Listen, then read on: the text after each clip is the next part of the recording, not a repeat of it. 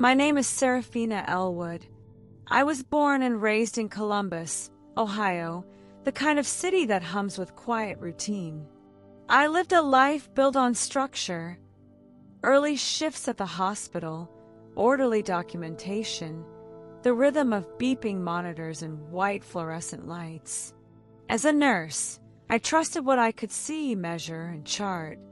My faith, it was there, but distant, more like a silent companion than a living guide. I believed in God, but the Trinity always confused me. How could three be one? Was the Holy Spirit a force or a person? Was Jesus God or a servant of God? I'd ask in Sunday school and get answers that felt rehearsed hollow. Eventually, I stopped asking.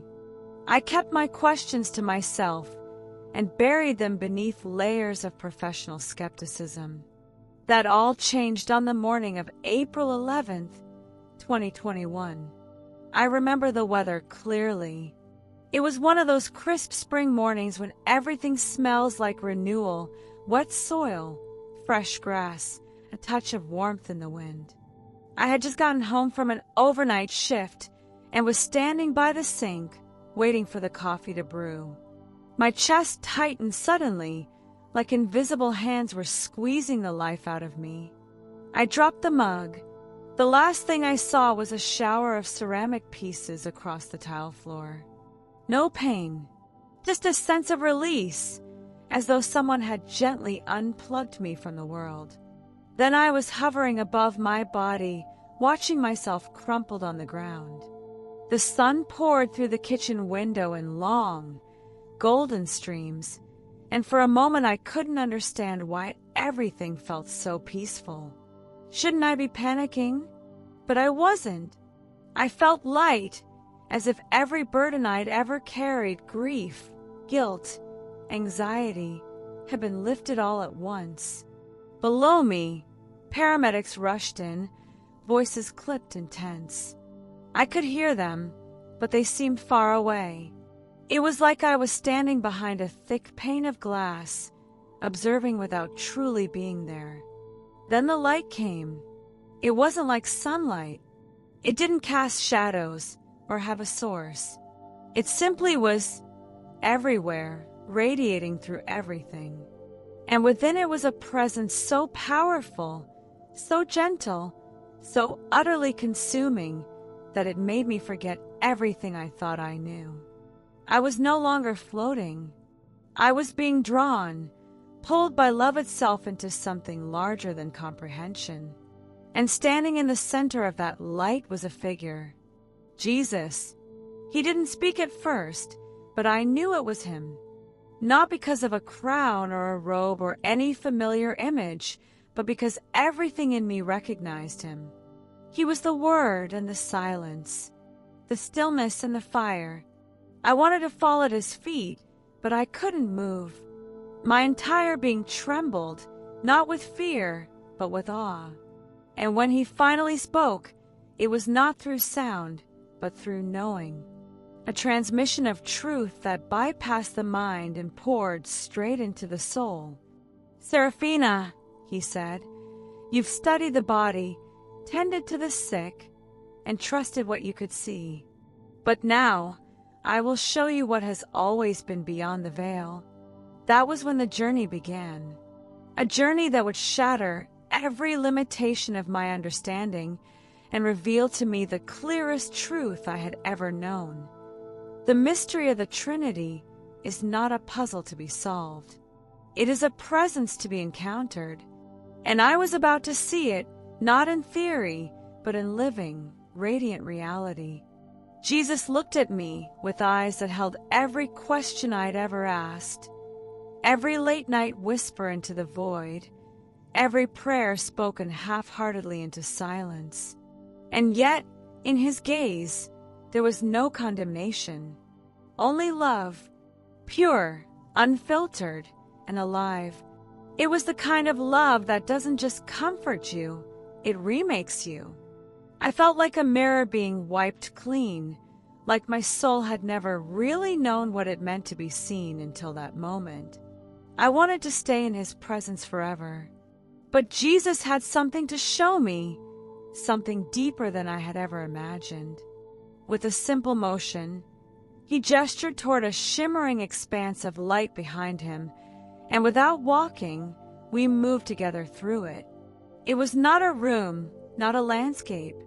It was a reality.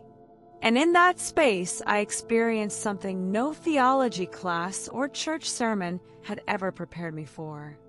I beheld the Trinity, not as a diagram or a theological term, not as 3 thrones or 3 faces.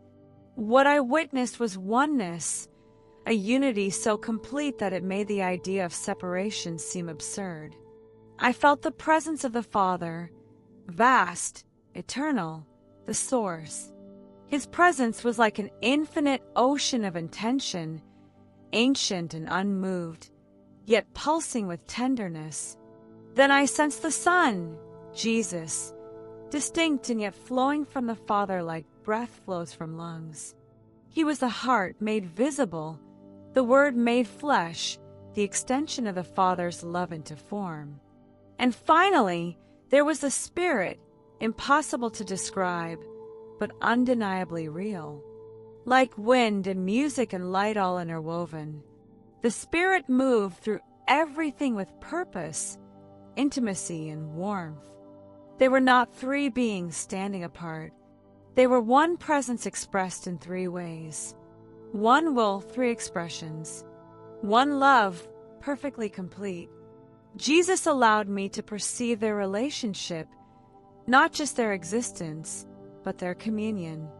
It wasn't like watching a movie or even dreaming.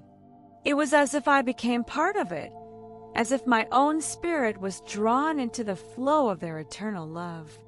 I felt the Father's delight in the Son. I felt the Spirit echoing that delight back into the Father's heart. It was like watching a dance of joy, a harmony so flawless it made music seem clumsy in comparison. And then Jesus spoke again, not with words, but with reality itself. "This is why you could never understand it with your mind," he said, "because your mind thinks in separation. But we are not divided. We are one, and in our oneness is the fullness of love." I wept, not from sadness, but from the unbearable beauty of it all. I remembered all the times I had struggled to explain the Trinity, the ways I had tried to fit it into equations, into analogies like water, ice, and steam, or a man who is a father, son, and husband. But now I saw how those were shadows, dim reflections of a truth that could only be known by being immersed in it. Then something even more astonishing happened. Jesus brought me into a vision of my own life, replaying moments where I had unknowingly interacted with each person of the Trinity. I saw myself as a child, crying alone in my bedroom. That warmth I had felt as I prayed, it was the Spirit, whispering comfort into my soul. I saw myself at the bedside of a dying patient, feeling overwhelmed. That sudden peace that had steadied me, that was the Son walking beside me in the shadows. I saw a moment when I had been too numb to pray, too cynical to believe, and yet a door had opened in my life, an opportunity had appeared.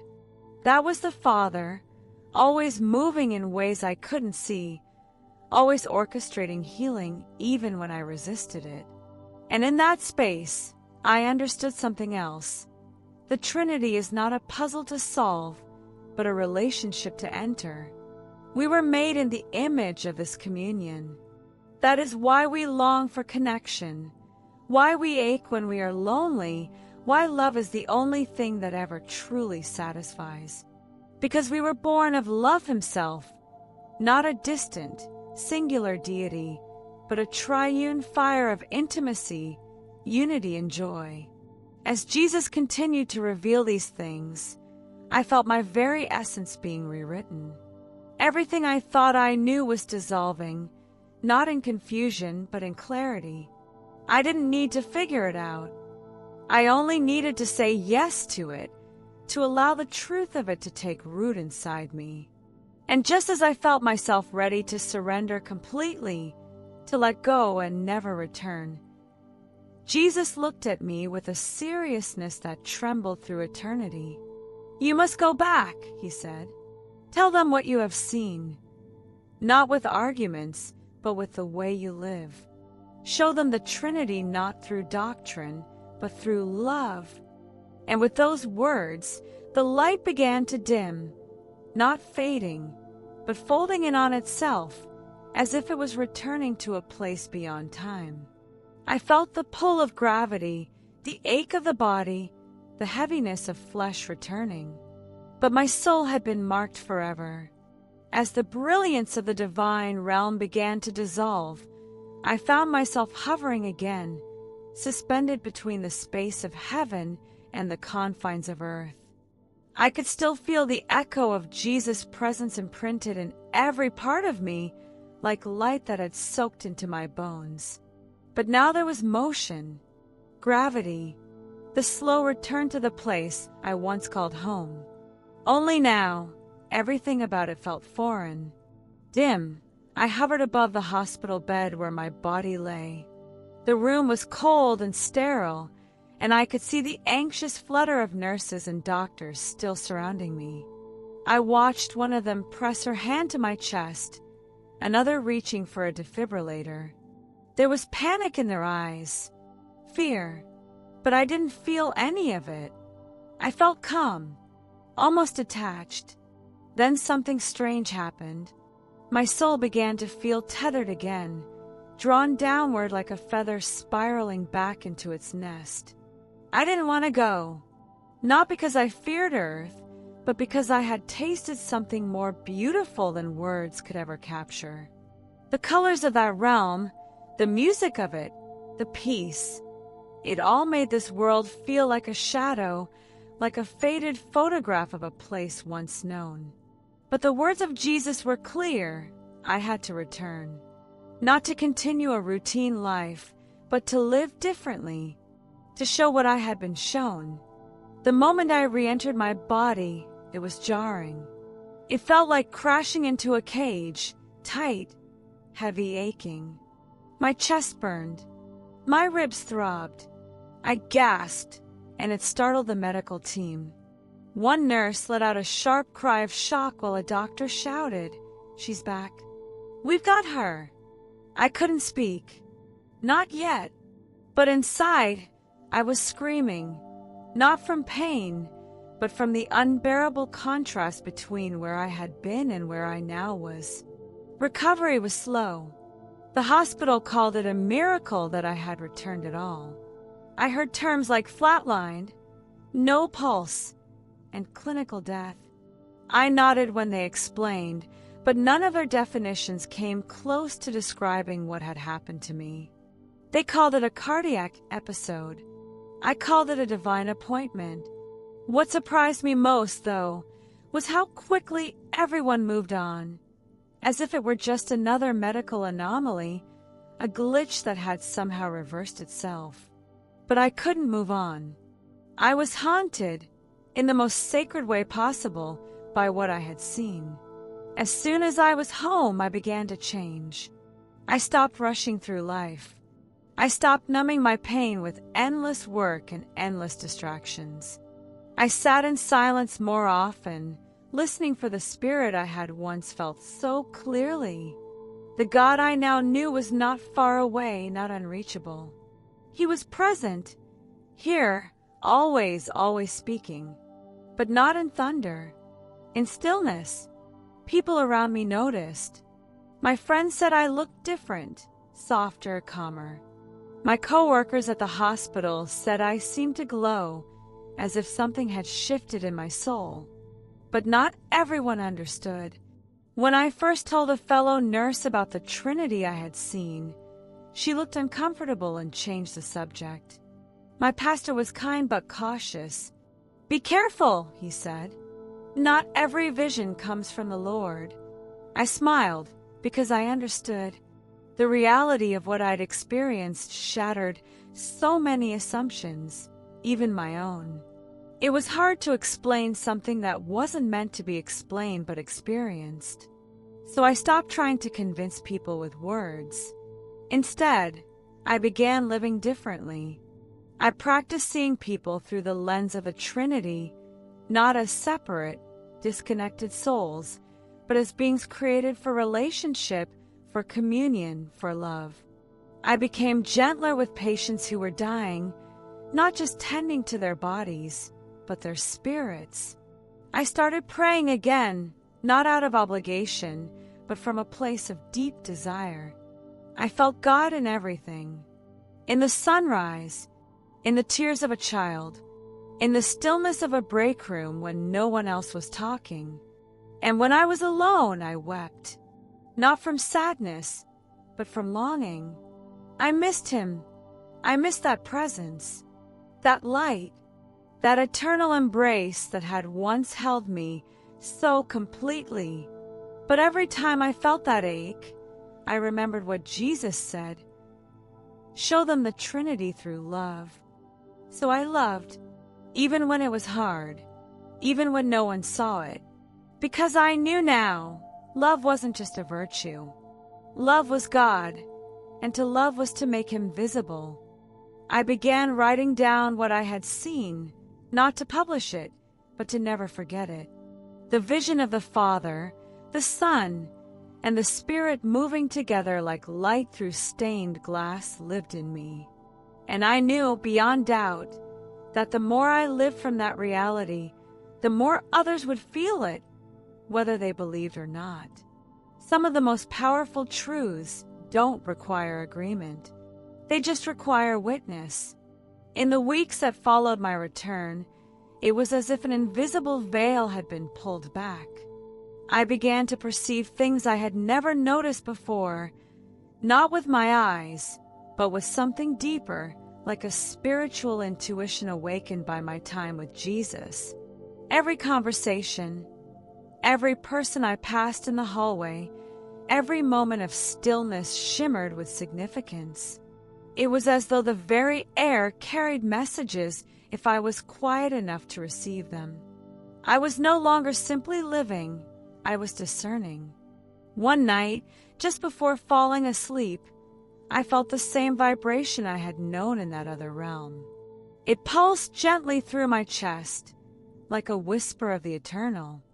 And with it came a revelation, not in words, but in experience. I suddenly understood that the Trinity wasn't something we were meant to analyze, dissect, or argue about like a formula. It was meant to be entered into. I was being invited, even now, into that eternal relationship, a daily communion with Father, Son, and Holy Spirit that could unfold even in this broken world. It was less like a belief and more like a rhythm, like stepping into a sacred dance. I began waking earlier in the mornings to sit in silence, waiting not for visions, but for presence. Often, I would sense the Father's strength wrapping around me like a protective blanket. Other times, I would feel the tenderness of Jesus beside me as I prayed, as if he were listening with tears in his eyes. And then, like wind brushing across my soul, I would feel the Spirit stirring, urging me forward, deeper into love. These moments didn't happen every day, but when they did, I felt like I was glimpsing the edge of heaven again. I also started noticing a strange tension growing around me. The more I lived from this new awareness, the more resistance I encountered. Some coworkers avoided me entirely. Others scoffed when I mentioned spiritual things. One doctor joked behind my back that I'd fried a few brain cells during the flatline. But I didn't take offense. I had seen too much to be shaken by mockery. Besides, I knew now that love always carries a cost. The true test came during a difficult night shift. I was assigned to a patient named Marcus, an elderly man with late-stage cancer. He was bitter, angry, and lashed out at every nurse who tried to care for him. The moment I walked into his room, He scowled and barked, "Don't preach to me. Just do your job." I smiled gently and said, "Of course, Mr. Marcus." I didn't mention God. I didn't try to correct his bitterness. I simply served him with as much tenderness as I could muster. Over the next several days, I kept showing up. I listened when he needed to rant. I adjusted his pillows. I prayed silently in the hallway for him when he slept. And slowly, something shifted. On the 5th night, as I was helping him sip water, he looked at me and whispered, "Why do you care? You don't even know me." My eyes welled with tears. I said, "Because I saw what love looks like. And once you see it, you can't unsee it." He didn't say a word, but for the first time, he didn't push me away. It was in moments like that, small, quiet, often unnoticed by the world, that I began to understand Jesus' words to me. Show them the Trinity through love. The Father had created Marcus. Jesus had died for him. The Spirit was still moving, even in that hospital room filled with beeping machines and fading breaths. I was simply the vessel, and that was enough. One morning, during a rare break, I sat in the hospital chapel. The stained glass windows glowed with sunlight, casting blues and reds across the pews. I whispered, "Am I doing it right, Lord? Am I showing them?" I didn't expect a response, but it came anyway. Not audibly, but unmistakably deep within. Every act of love is a window into me. And just like that, I knew I wasn't alone in this mission. The Trinity wasn't confined to a doctrine, a pulpit, or a seminary classroom. The Trinity was alive, breathing, moving through every moment of surrender. And the more I leaned into that truth, the more I found courage, not to preach, but to live the gospel. As spring approached, something in me began to shift, not just spiritually, but emotionally and physically. It was like I had crossed a threshold, and now everything I thought I understood about God, life, and love was being rewritten moment by moment. The hospital, once a place of clinical detachment and routine, had become sacred ground. Every patient was a soul on the brink of eternity. Every diagnosis felt like a question echoing into heaven. Will they be ready? Will they know they are loved? But I was also beginning to feel the strain of carrying a truth so large and so luminous in a world so preoccupied with distractions. There were days when I questioned my sanity.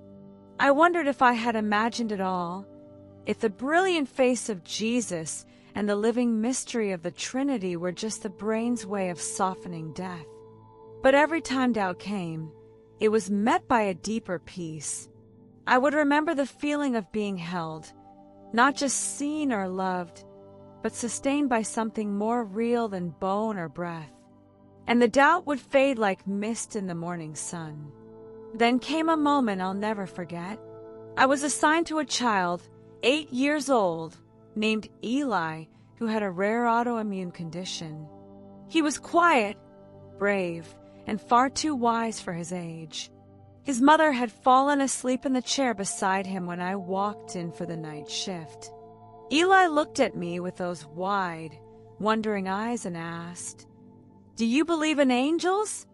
I hesitated only for a second, then smiled and whispered, "Yes, very much." He paused, staring at the ceiling. I think I saw one, but it didn't look like a person. It looked like music. I felt a lump rise in my throat. Music.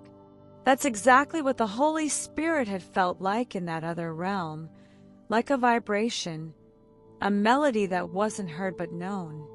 I sat beside him and said, "Sometimes angels show up in ways only children can understand." He nodded, as if he already knew.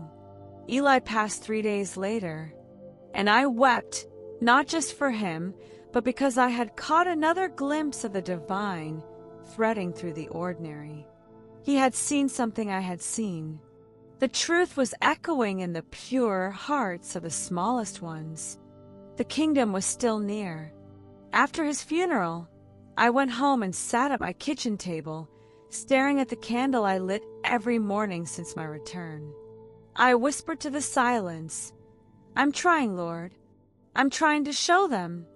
I felt no dramatic answer that day, but I did feel a quiet warmth fill the room, like the presence of someone unseen brushing past the edge of time. I knew the Trinity was with me still, but there was one more trial waiting.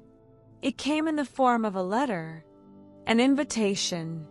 A local church, one I had previously admired, had heard about my testimony. They invited me to speak at a women's conference. At first, I was overjoyed, but as I read further, something unsettled me. They wanted me to avoid controversial language about personal revelations, especially anything that might confuse attendees about traditional understandings of the Trinity.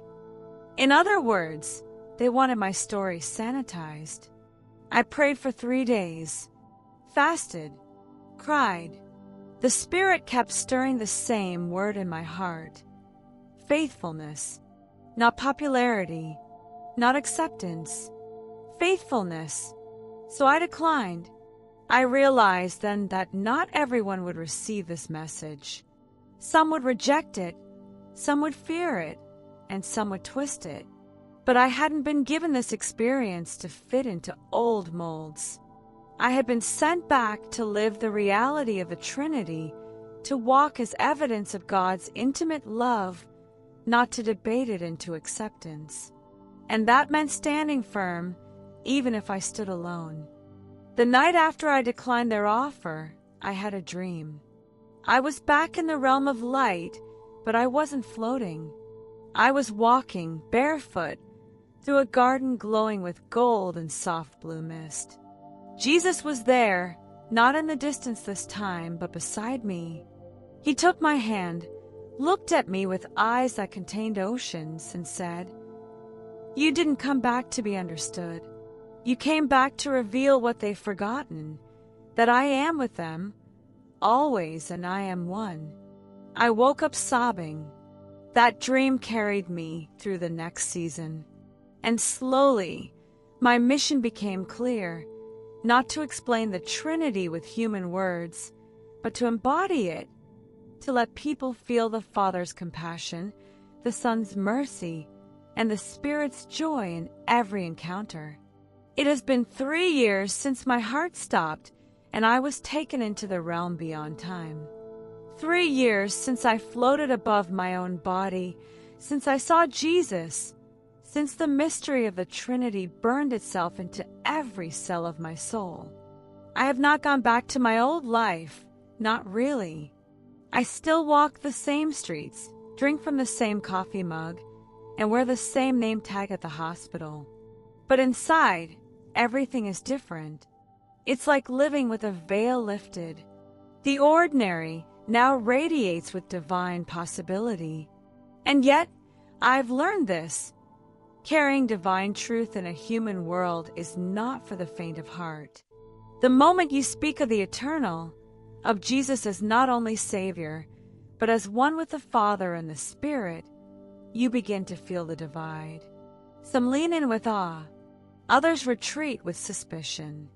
I've been called everything from blessed to blasphemous, but I don't argue. I don't need to. I was shown something that cannot be unseen. The Trinity is not a riddle to be solved. It's a relationship to be encountered. One morning, while walking to the hospital chapel during a break, I passed a custodian mopping the hallway. His head was down, his motions rhythmic. I heard a whisper in my heart, "He is not unseen." So I stopped. I asked him how he was. He looked startled, then smiled. "Honestly, not great. My mom just died last night." I placed my hand on his shoulder. I told him I was sorry, that I'd pray for him, and that I believed she was with God. His eyes filled with tears. Nobody here even knew. You're the first person who asked. That moment, so simple, was sacred. Because that's what the Trinity does. The Father sees, the Son touches, the Spirit whispers, and sometimes God uses us, our hands, our voices, our compassion, to express His love in triplicate. People often ask me what exactly Jesus said about the Trinity in that realm. But the truth is, He didn't explain it like a professor. He revealed it like a friend. He showed me. I experienced it. The Father is the heart. The Son is the hand. The Spirit is the breath. They are distinct, yet one, like melody, harmony, and rhythm in a perfect song. I didn't leave heaven with a theological formula. I left with a living rhythm echoing through my spirit. Before I returned to my body, Jesus said one last thing. He looked at me, and though His lips didn't move, His words filled every part of me. Tell them I am not far. I am not complicated. I am not hidden behind walls of doctrine. I am near to the brokenhearted. I am real. I am love. And I am one. When I opened my eyes in the hospital bed, tubes down my throat, monitors beeping, I knew I could never go back to the way things were. The world was no longer just atoms and molecules. It was spirit and glory, mystery and love. I speak now wherever I'm invited, though the invitations are fewer than I expected. I share what I saw and what I know. Some cry, some scoff, some sit in stunned silence. But I don't worry about reactions anymore. My job is not to convince. My job is to carry the light I was given. To those reading this, I offer this. You don't have to die to experience what I did. You just have to ask with your whole heart. Seek Him, not as an idea, but as a presence. He is already near, already waiting, already loving you with the fullness of the Trinity. The Father has dreamed of you. The Son has died for you. The Spirit longs to live in you. He is not hiding. He is home. If this testimony moved you, if something inside you stirred while reading, please don't let the moment pass. Share your thoughts in the comments. Tell others what you felt. And if you've had a moment, a dream, or a vision of your own, I urge you to write it below. Let this be a place where heaven touches earth. Let this be the start of someone else's awakening.